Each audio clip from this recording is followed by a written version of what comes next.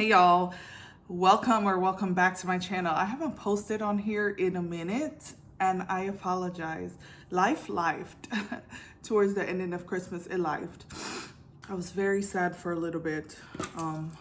Nothing major happened. It's just Christmas didn't feel like Christmas, I would say. I said I wasn't gonna do a wrap-up video because I was talking to you guys about the books that I was actively reading in Vlogmas.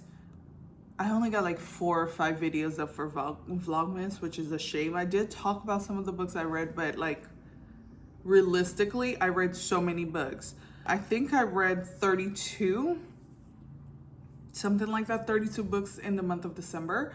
So I'm just gonna go ahead and wrap it up. I'm gonna do it as quickly as I can, but I don't know why I thought it would be easier to do Vlogmas because then I just take y'all with me. But for some reason that I found to be harder than actually sitting down, setting up, thinking about what I'm gonna read. So, thinking about what I'm gonna talk about.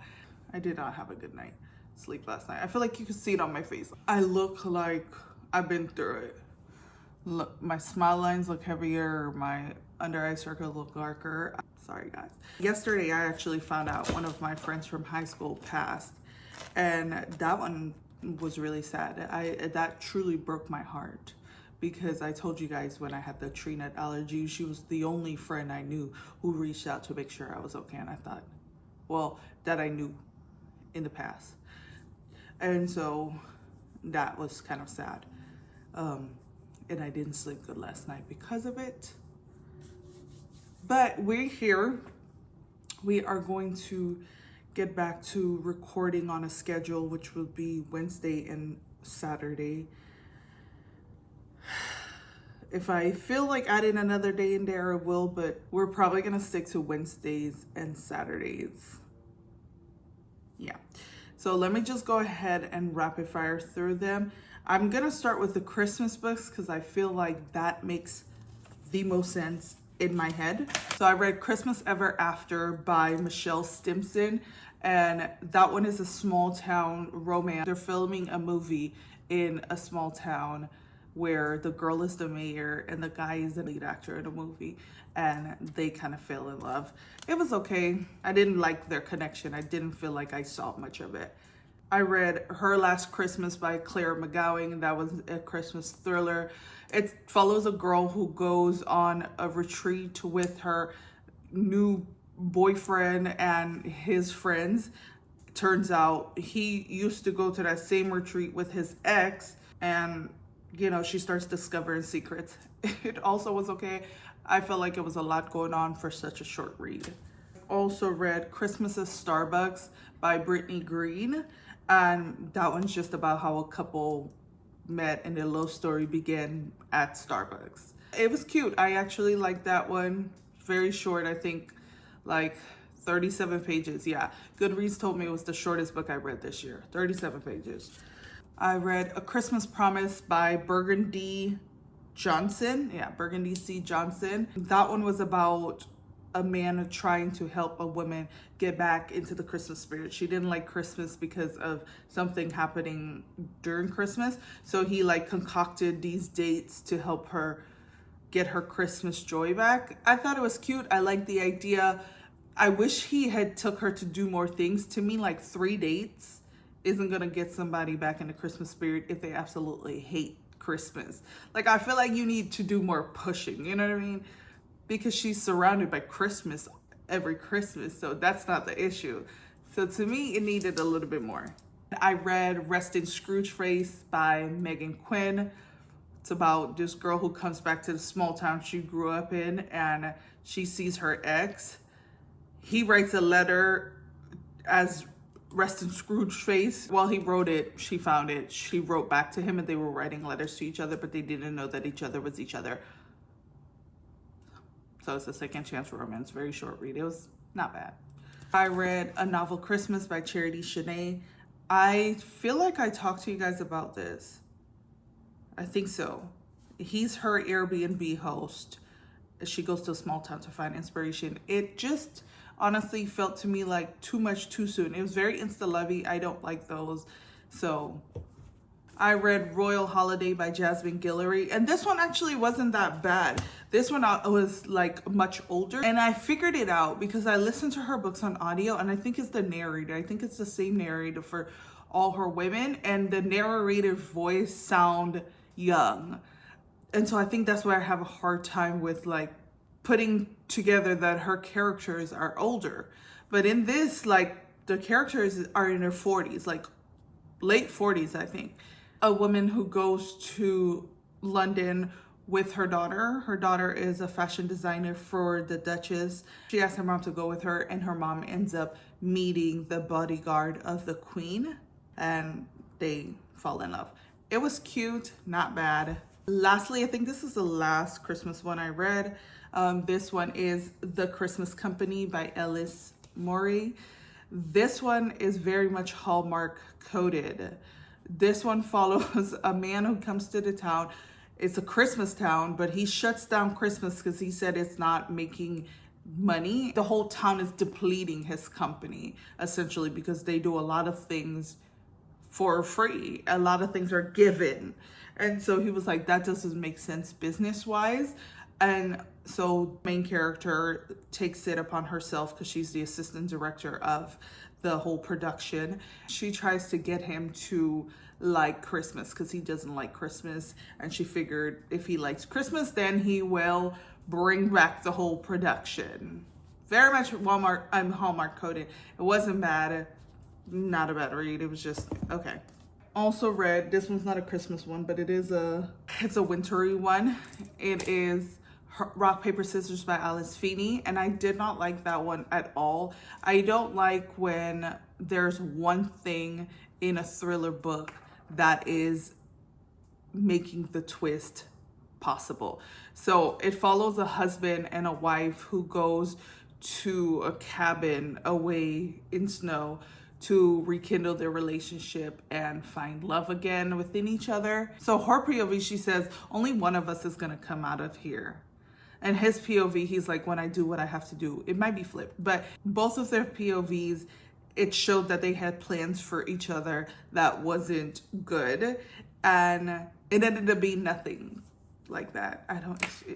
But then also like, he has face blindness, which was new to me. Okay, I did not realize that was a real thing, but that doesn't matter. Like he has face blindness. He can't recognize people's faces, including his own wife.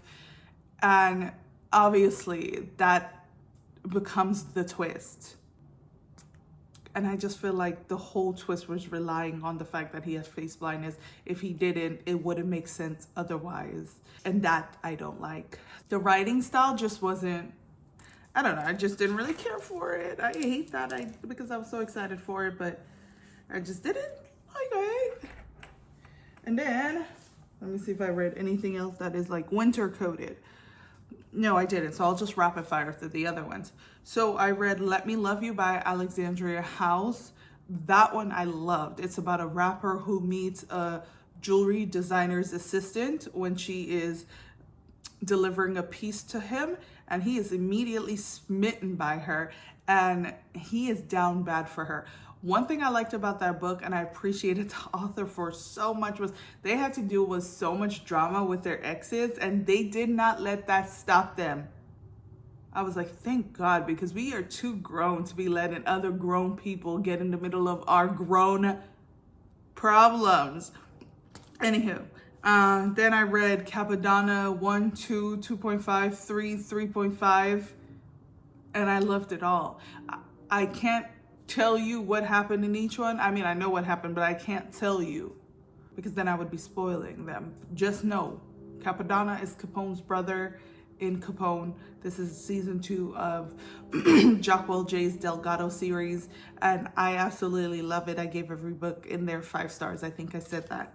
I also read The Very Secret Society of Irregular Witches by Sangu Mandana. I've spoken about this one. It's a cozy fantasy.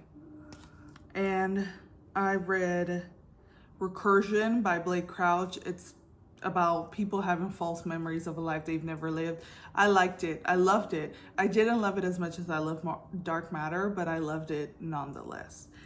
I also read Lucy Ye is Not a Romantic by Lauren Ho. This is my second Lauren Ho, and I enjoyed this one as well. This is actually about a woman who decides that she doesn't need a man anymore, so she's going to have a baby by herself. Not necessarily by herself. So she decides to go into an agreement where she goes on an app to meet a man who they will decide to artificially inseminate her with his sperm so that way they can have a baby and they're going to co-parent. So she had to fish him out and see if he was a good man, but then they end up falling in love. I enjoyed it. A Talent for Murder by Peter Swanson. I really love this thriller. I think I gave it 5 stars. Yes, I did.